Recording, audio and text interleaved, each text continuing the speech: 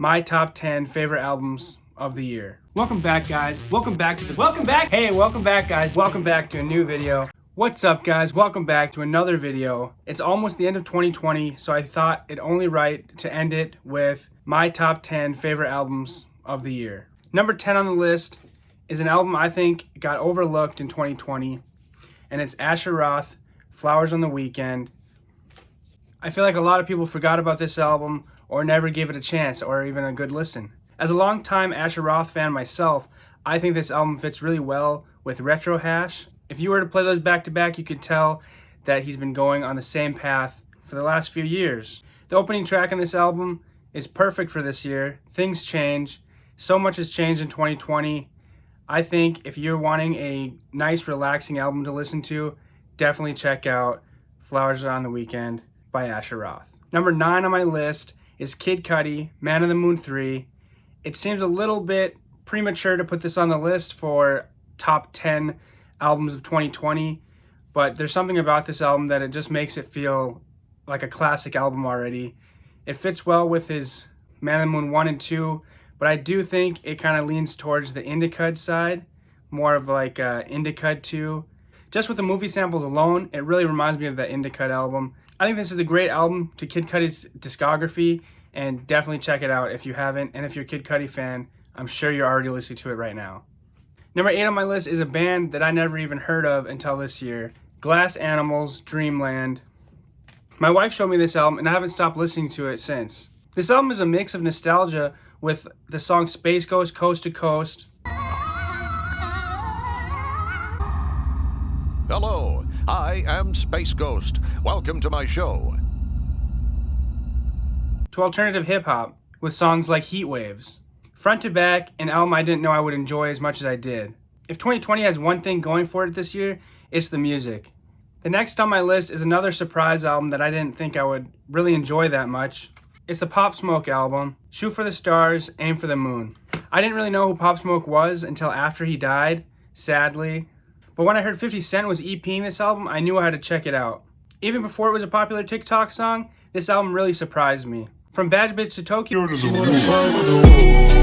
I loved it. Yet another artist gone before he could reach his full potential. Number 6 on my list is blackbear, Everything Means Nothing. Bear put this out in 2 different parts, which is kind of smart because then you get a little time to listen to that first part, and then it's like you get excited for the second part of the album, and then once both came out, then he released the album as a whole. I don't know what it is that blackbear has, but he just has the ability to make catchy songs that just get stuck in your head all day long. Get eclipsed when you stand next to someone that good all the time. Then you never look that good yourself. I disagree. I feel the same way about him. Well, I mean, oh, that's adorable. Thank you. Mansions. I love everything blackbear does, so I might be biased. But if you don't listen to blackbear, what's wrong with you? You don't like good music? Number 5 on my list is actually a group, and it's Felt for You, which has Slug from Atmosphere, Murs, and it also has Ant as a producer on it. Slug and Murs team up for their 4th album together. It had been 11 years since the last album came out, so it was long overdue. When these two get together, it just seems like they flow effortlessly together, and they feed off of each other, and it just sounds so great. If you love Atmosphere or Murs, you'll love this album. Definitely check it out. Number 4 on my list is another artist that's gone too soon, Mac Miller, Circles. What can I say about Mac Miller that hasn't been said 1,000 times before? A great artist, and Circles, I feel like it proves it.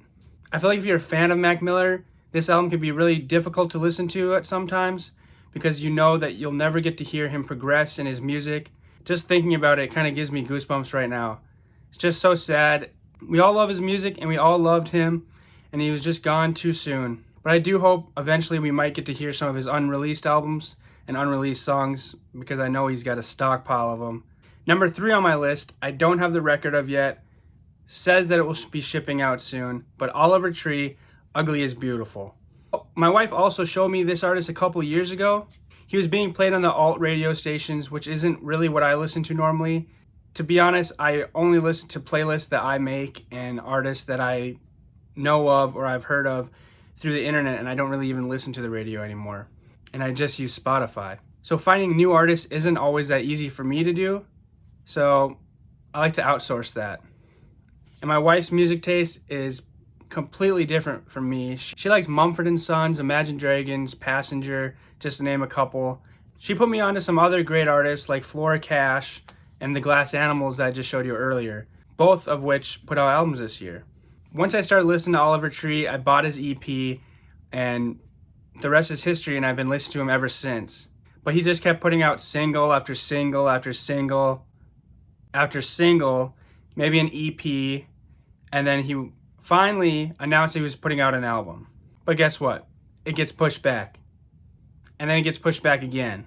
And at this point, it seems like just a long-running joke that he has that he'll never put out an album.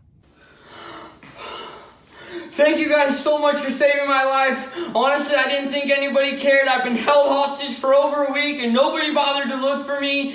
But you guys saved me, so a deal's a deal. My debut album, Ugly is Beautiful, is out June 12th. But even through all the jokes and the tricks, the album actually came out, Ugly is Beautiful. And it kind of plays like a greatest hits album because it's most of his singles that he's already put out.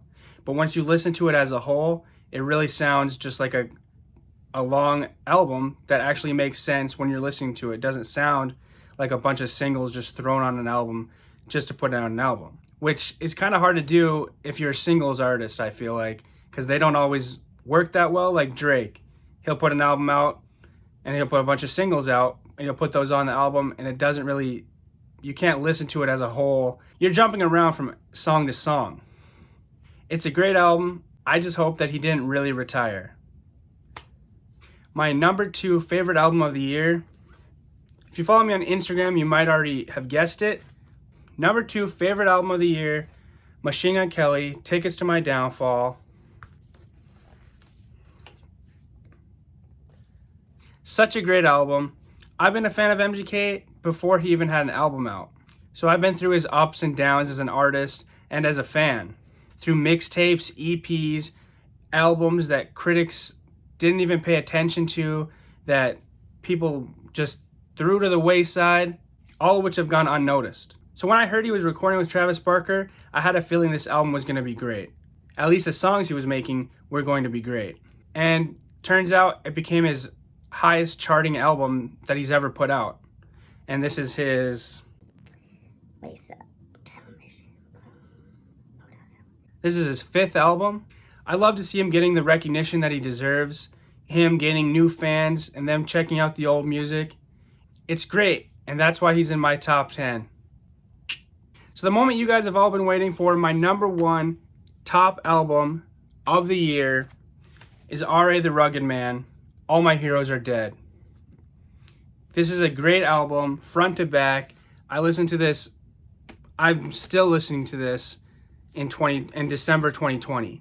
I hadn't listened to R.A. since 2013, since his last album came out, and I thought maybe he had quit. Some thought that I maybe quit. And when I heard that he was putting a new album out, I was so excited, and it did not disappoint. If you haven't checked this album out, if you had to check one album out of this whole list, it would be this one. I guarantee if you're a rap fan, you'll love this album. The production, the beats, the lyrics on this, it's just something that newer rappers aren't doing right now, and it's something that I miss in the old style of rap that a lot of new rappers aren't doing.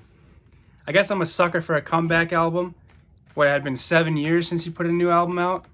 Front to back, this is his best work that he's put out, and that's why it's my album of the year. R.A. the Rugged Man. Well, that's my top 10 favorite albums of 2020. Thank you guys for watching. Please subscribe to the channel. I'd really appreciate a thumbs up. Leave me a comment of your top 10 favorite albums or even top 5 favorite albums of 2020. And as always, I'll see you guys next time.